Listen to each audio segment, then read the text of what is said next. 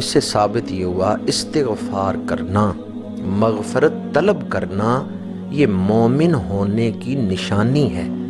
اس سے پتہ چلتا ہے کہ بندہ مومن ہے۔ اس وقت ہم جن حالات سے گزر رہے ہیں، ہمیں تو سارے کام چھوڑ کے مغفرت مانگنی چاہیے، معافی مانگنی چاہیے۔ 2 مہینے کے قریب ہو چکے لاک ڈاؤن چل رہا ہے، اور کس قدر مشکل ترین حالات ہیں جن سے ہم گزر رہے ہیں۔ اب بھی کون سے ضروری کام ہیں جن میں ہم پڑے ہوئے ہیں اور اپنے رب سے معافی نہیں مانگ رہے؟ قرآن مجید میں ہے کہ اللہ کی یہ شان نہیں وہ استغفار کرنے والوں پر عذاب نازل کرے۔ سورۃ الانفال میں ارشاد فرمایا وما کان اللہ لیعذبہم وانت فیہم وما کان اللہ معذبہم وہم یستغفرون۔ یہ اللہ کی شان نہیں کہ ان پر عذاب نازل کرے جبکہ وہ لوگ اس حال میں کہ وہ لوگ استغفار کر رہے ہوں، جو معافی مانگ رہے ہوں، رب ان پہ عذاب نہیں نازل کرتا۔ استغفار کرنا ہم سب کی ضرورت ہے۔ اس سے نہ صرف اخروی فائدے حاصل ہوتے ہیں بلکہ دنیاوی فائدے بھی حاصل ہوتے ہیں۔ ہاں مغفرت مانگنے سے دنیاوی فائدے بھی حاصل ہوتے ہیں۔ سنن ابن ماجہ میں حدیث پاک ہے، میرے آقا کریم صلی اللہ علیہ وآلہ وسلم نے ارشاد فرمایا من لازم الاستغفار جعل اللہ لہ من کل ہم فرجا ومن کل ضیق مخرجا ورزقہ من حیث لا یحتسب۔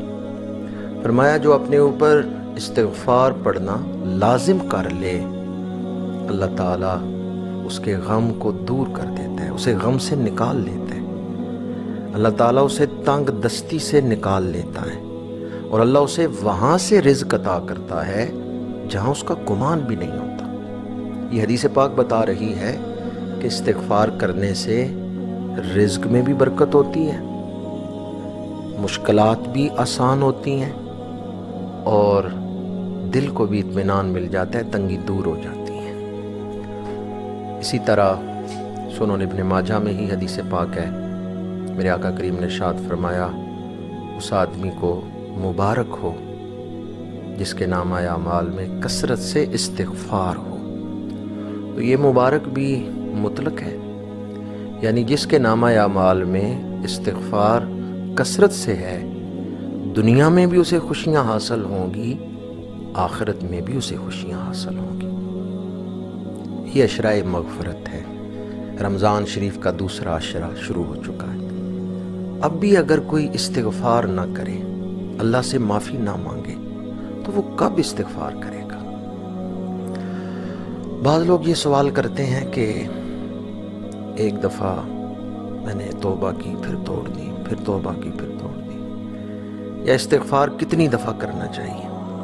تو میں آپ کی خدمت میں عرض کروں گا، اگر ایک دن میں بندہ 70 دفعہ توبہ توڑے پھر بھی اللہ سے مایوس نہ ہو، لوٹ آئے، پلٹ آئے، وہ استغفار کرتا رہے۔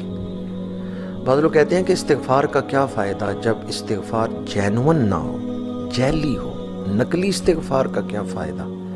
اگر دل نہیں توبہ کر رہا تو زبان سے استغفار کا کیا فائدہ؟ آپ زبان سے کریں، یہ زبان کی تاثیر دل تک پہنچے گی، دل بھی اللہ کی بارگاہ میں جھک جائے گا۔ حقیقت یہ ہے کہ استغفار کا اصل جو مقام ہے وہ تو دل ہی ہے۔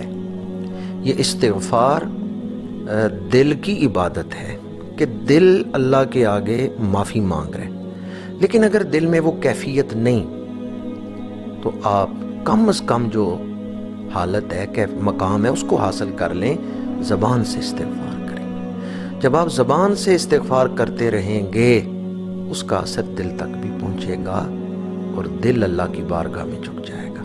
استغفار دل کو پاک کر دیتا ہے، استغفار دنیا اور آخرت دونوں کی سعادتوں کے دروازے کھلوا دیتا ہے۔ یہ عشرہ مغفرت ہے تو اس میں آپ اپنے فوت شدہ والدین یا آباء و اجداد یا کوئی عزیز جو اس دنیا سے جا چکا ہے ان کی طرف سے استغفار کریں۔ بخاری و مسلم میں یہ حدیث پاک ہے، صحابہ کرام رضوان اللہ تعالیٰ علیہ مجمعین نے عرض کیا یا رسول اللہ صلی اللہ علیہ وسلم کوئی اس دنیا سے اس دنیا میں اپنے عزیزوں کو تحفے بھیج سکتا ہے؟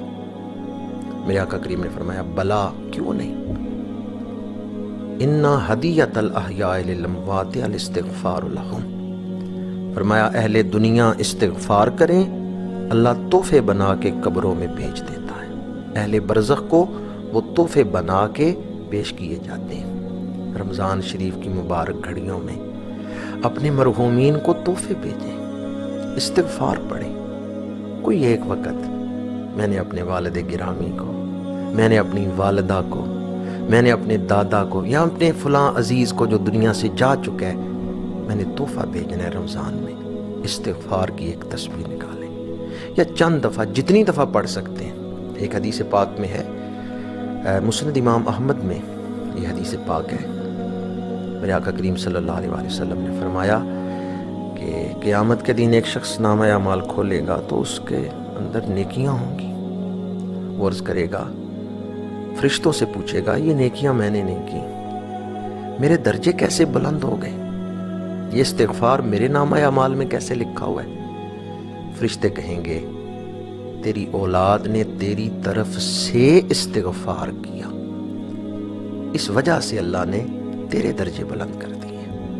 آپ اپنی طرف سے بھی استغفار کریں، اپنے مرحومین کی طرف سے بھی استغفار کریں، اور اس کو رمضان شریف کے دوسرے عشرے میں ہی اپنا معمول نہ بنائیں، پورا سال آپ اپنے مرحومین کی طرف سے بھی استغفار کیا کریں۔ بڑی ایمان افروز حدیث پاک میں آپ کو سنا رہا ہوں۔ امام طبرانی رحمۃ اللہ تعالیٰ علیہ نے المعجم الکبیر میں یہ حدیث پاک نقل کی ہے۔ میرے آقا کریم صلی اللہ علیہ وآلہ وسلم نے ارشاد فرمایا اگر کوئی شخص ایک دفعہ حضور کی امت کے لیے مغفرت مانگے تو جتنی تعداد امت کی ہوگی اتنی نیکیاں مغفرت مانگنے والے کے نامہ اعمال میں لکھ دی جائیں گی۔ مثلا امت کی تعداد ہے 1 ارب، مثلا 1 ارب تعداد ہے، اور آپ دعا کرتے ہیں اللہم اغفر لی وللمؤمنین والمؤمنات، پروردگار مجھے بخش دے اور مومن مردوں کو مومن عورتوں کو بخش دے، تو ہر مومن کی طرف سے ایک نیکی آپ کے نامہ اعمال میں آ جائے گی۔ یہ تو میں ان مومنین کا ذکر کر رہا ہوں جو دنیا میں ہیں، تو جو فوت ہو چکے ہیں جتنے مومن اہل برزخ ہیں ان سب کی طرف سے ایک ایک نیکی آپ کے نامہ اعمال میں آ جائے گی۔ تو نیکیاں کمانے کا یہ آسان طریقہ، ایک دفعہ اگر یہ دعا کر لیں اللہم اغفر لی وللمؤمنین والمؤمنات، اے اللہ مجھے بخشش عطا فرما، مومن مردوں کو اور مومن عورتوں کو، یعنی تمام اہل ایمان کو بخشش عطا فرما۔ یہ حضور کی امت کے لیے آپ کی طرف سے ایک تحفہ ہے۔ آخری بات عرض کر رہا ہوں، ماہ رمضان المبارک کی گھڑیاں تیزی سے گزرتی جا رہی ہیں۔ پہلا عشرہ گزر گیا، دوسرا عشرہ شروع ہو چکا ہے۔ پتہ نہیں آئندہ زندگی میں ہمیں گناہ بخشوانے کا یہ موقع ملے یا نہ ملے۔ سارے کام چھوڑ کے کثرت سے استغفار کیا کریں، یا ایک وقت مقرر کر لیں کہ میں نے اللہ سے بخشش مانگنی ہے، استغفار پڑھنا ہے۔ اللہ تعالیٰ عمل کی توفیق عطا فرمائے۔ استغفار کرنا یہ اقرار ہے اپنی عاجزی کا، یہ اقرار ہے اپنے باطن کو رب کے آگے جھکا دینے کا اظہار ہے۔ اور اگر کسی شخص نے ساری زندگی اللہ سے بخشش مانگی ہی نہیں تو وہ شخص بخشش سے محروم ہو جائے گا۔ جس نے ساری زندگی میں ایک دفعہ بھی بخشش کا سوال ہی نہیں کیا، اندیشہ ہے کہ کہیں آخرت پر اس کا ایمان یہ سلب نہ ہو جائے۔ تو اگر کوئی مومن ہے وہ تو بخشش کا طالب ہوتا ہے۔ اللہ تعالی ہمیں کامل ایمان نصیب فرمائے اور اشرائے مغفرت کے صدقے ہمارے صغیرہ کبیرہ گناہوں کو